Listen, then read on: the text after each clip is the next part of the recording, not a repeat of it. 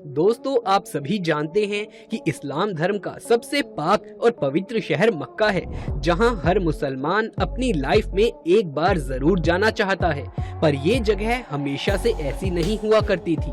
कुछ सालों पहले ये जगह बिल्कुल खाली और सुनसान हुआ करती थी, जहां शायद ही कोई जाना चाहता हो।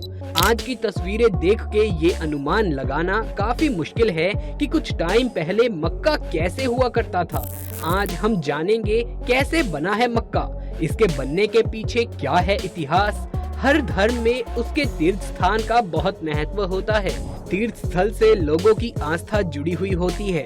जैसे हिंदू धर्म में 4 धाम की यात्रा का अपना महत्व है, ये यात्रा काफी पवित्र मानी जाती है। उसी तरह मुस्लिम लोग हज करने के लिए मक्का मदीना जाते हैं। इसीलिए इस्लाम में सऊदी अरब के 2 शहर मक्का और मदीना को काफी पवित्र स्थल बताया गया है।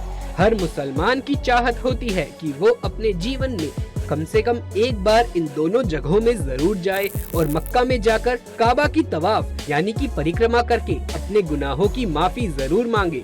इस्लाम में काबा की क्या वैल्यू है, ये तो इसी बात से पता लगता है कि दुनिया भर में जितने भी मुसलमान हैं वो काबा की तरफ ही मुंह करके नमाज अदा करते हैं, चाहे वो दुनिया के किसी भी कोने में क्यों ना हो। काबा एक क्यूब साइज की इमारत है।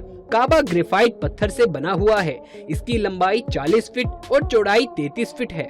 इसमें कोई भी खिड़की नहीं है, बस एक दरवाजा है। इसमें पूर्व दिशा में लगभग 5 फीट की ऊंचाई पर एक काला पत्थर रखा हुआ है। काबा की 7 बार तवाफ करने के बाद सभी मुसलमान तीर्थ यात्री इसको चूमते हैं। ये पत्थर इनके लिए काफी अहम है। इसके चारों ओर बने इमारतों को मस्जिद अल हरम कहा जाता है। अब बात करते हैं इसके इतिहास की। इसके निर्माण को लेकर लोगों में काफी मतभेद हैं। लोगों का कहना है कि काबा का निर्माण फरिश्तों ने आकर करा था। साथ ही लोगों का ये भी मानना है कि आज भी लगभग 70,000 फरिश्ते यहाँ काबा की तवाफ यानी कि परिक्रमा करने आते हैं और नमाज भी अदा करते हैं। अरब देशों के मुताबिक मक्का में काबा को लेकर एक और कहानी भी चर्चित है।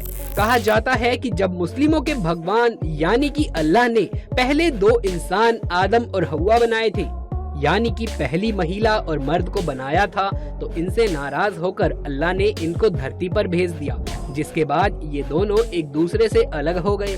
कई सालों तक ढूंढने के बाद ये दोनों जहां मिले वो जगह मक्का थी। यहीं आदम ने हव्वा को मिलने की खुशी में खुदा को सजदा कर शुक्रिया अदा किया था, जिसके बाद उसी जगह में बाद में काबा का निर्माण किया गया। इसी के साथ ही एक और कहानी लोगों के बीच में मौजूद है कि इसके बाद ये नष्ट हो गया था। फिर हजरत इब्राहिम ने अपने बेटे हजरत इस्माइल के साथ मिलकर इस जगह का निर्माण किया था। इस्लाम धर्म के ग्रंथ कुरान के मुताबिक ये पैगंबर थे। अपने निर्माण के समय ये बिना छत वाली एक रेक्टेंगल टाइप की इमारत थी। लोगों का मानना है कि इन दोनों कहानी का जिक्र कुरान में नहीं मिलता और इस कहानी के लिए कुरान और हदीस का रेफरेंस इसीलिए नहीं दे सकते क्योंकि ये दोनों कहानी नबी से पहले के वक्त की बात है। इतिहासकार काबा को धार्मिक के साथ साथ एक व्यापारिक क्षेत्र बनाने का पूरा श्रेय कुसाई को देते हैं। ये कुरैश घराने से ताल्लुकात रखता था। कुसाई ने अपने आप को राजा घोषित करने के साथ काबा की चाबी अपने हाथ में रखी और जर्जर हो चुके काबा को फिर से बनवाया। दूर दराज क्षेत्रों में बसे अपने कुरैश रिश्तेदारों को मक्का में लाकर बसाया। तीर्थ यात्रियों से मक्का में प्रवेश से पहले कर वसूलने का प्रावधान था। जमजम के पानी पर अपना प्रभुत्व रखा। कर चुकाने के बाद तीर्थ यात्रियों के खाने और पीने की जिम्मेदारी कुसाई के प्रशासन की ही होती थी। इसके अलावा मुस्लिम मान्यताओं के हिसाब से मोहम्मद साहब ने 620 ईस्वी को मक्का से यात्रियों के लिए यात्रा शुरू करी। आज यही जगह मदीना के नाम से जानी जाती है। 628 ईस्वी से 630 ईस्वी में जब मोहम्मद साहब वापस आए तो इस जगह को इबादत गाह के रूप में इस्तेमाल किया जाने लगा। काबा में लगे पत्थर के बारे में कहा जाता है कि ये पत्थर इस दुनिया का नहीं बल्कि इसको हजरत जिब्राइल अलैहिस्सलाम जन्नत से लेकर आए थे। ये इस्लाम धर्म में एक महत्वपूर्ण फरिश्ते के रूप में जाने जाते हैं। ये भी कहा जाता है कि जब इस पत्थर को यहाँ लगाया गया था तो ये सफेद रंग का था, पर दुनिया में बढ़ते पाप के साथ इसका रंग काला होता चला गया। मोहम्मद साहब ने अपनी मौत से पहले 632वीं ईस्वी में आखिरी बार हज यात्रा की थी। मक्का ही वो शहर है जहाँ से इस्लाम की शुरुआत हुई है। अल्लाह ने मोहम्मद साहब को पैगाम दिया, जिसके बाद से पूरी दुनिया में इस्लाम का प्रचार प्रसार शुरू हो गया। धीरे धीरे मक्का के आसपास शहर बसने लगे और वहाँ की आबादी बढ़ने लगी। समय के साथ काबा का स्वरूप बदलने लगा। बीते हुए सालों के साथ यहाँ यात्रियों की संख्या बढ़ती रही और उसी के हिसाब से यहाँ के आसपास में डेवलपमेंट होता चला गया। खलीफा उस्मानी 644वीं ईस्वी से 656वीं ईस्वी था। काबा के आसपास में इमारतों का निर्माण किया। मक्का में कब्जा करने के लिए खलीफा अब्दुल मलिक ये भी एक राजा थे और इब्न जुबैर के बीच गृह युद्ध छिड़ गया था। काबा के आसपास बनी मस्जिद का कई बार निर्माण किया गया, क्योंकि एक साल पहले आई बाढ़ के चलते ये पूरे तरीके से बर्बाद हो गया था। ये दुनिया की सबसे बड़ी मस्जिदों में से एक है।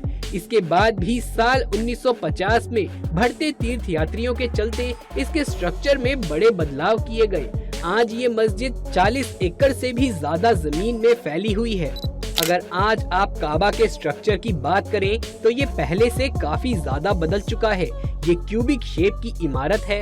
इसका दरवाजा जो पहले किसी लकड़ी का बना हुआ था, उसको साल 1982 में सोने के दरवाजे लगाकर बदल दिया गया।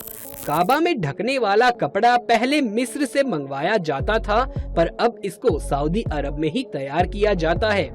मस्जिद अल हरम भी पहले की तुलना में काफी अच्छा बन चुका है। इसमें यात्रियों की हर सुविधा का ख्याल रखा जाता है। यहाँ हर साल लाखों की तादाद में पूरी दुनिया में से इस्लाम धर्म के लोग हज यात्रा करने आते हैं। इतने लोगों का इंतजाम करना कोई आसान काम नहीं है, इसीलिए पूरा साल यहाँ की आबादी का एक बड़ा हिस्सा हज के इंतजाम में लगा रहता है। यहाँ चाहे यात्री के खाने का इंतजाम हो या वहाँ होने वाली कुर्बानी का काम हो, यहाँ सब कुछ पूरी तरीके से सिस्टमैटिक तरीके से होता है। चलिए अब जान लेते हैं कि हज कैसे होता है। इसके यात्री सबसे पहले सफेद कपड़ा यानी अलहरम बांधते हैं। ये कपड़ा कफन के समान होता है। इसमें किसी भी प्रकार की कोई सिलाई नहीं होती और साथ ही किसी भी प्रकार की कोई गंदगी भी नहीं लगी होती। फिर फ्लाइट से लेकर यात्रा तक सभी यात्री हज में पढ़ी जाने वाली दुआएं पढ़ते जाते हैं। मक्का पहुंचने के बाद काबा के चारों ओर चक्कर लगाते हैं, यानी कि तवाफ करते हैं। फिर आराफत के मैदान में शैतान को कंकड़ मारा जाता है। फिर कुर्बानी के फर्ज को पूरा करने के लिए बाल कटवा दिए जाते हैं। इस तरह मक्का मदीना की यात्रा को पूरा कर इंसान हज के फर्ज को पूरा कर देता है। दुनिया भर के मुस्लिम जीवन में एक बार हज की यात्रा को जरूर करना चाहते हैं। साथ ही ये भी मान्यता है कि जो इंसान काबा में पूरे मन से मन्नत को मांगता है वो जरूर पूरी होती है।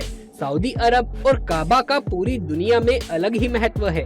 यहाँ किसी भी गैर मुस्लिम को प्रवेश करने नहीं दिया जाता। आपको काबा का इतिहास जानकर कैसा लगा, ये हमें कमेंट में लिख करके जरूर से बताएं। अगर ये वीडियो अच्छा लगा हो तो इसे एक लाइक करके अपने दोस्तों और रिश्तेदारों में ज्यादा से ज्यादा शेयर कर दें। कमेंट बॉक्स में लिख करके जरूर से बताएं कि आप कौन से धर्म के हैं। आगे भी ऐसे ही वीडियोस देखते रहने के लिए चैनल को सब्सक्राइब कर पास वाले बेल आइकन को भी दबा लें।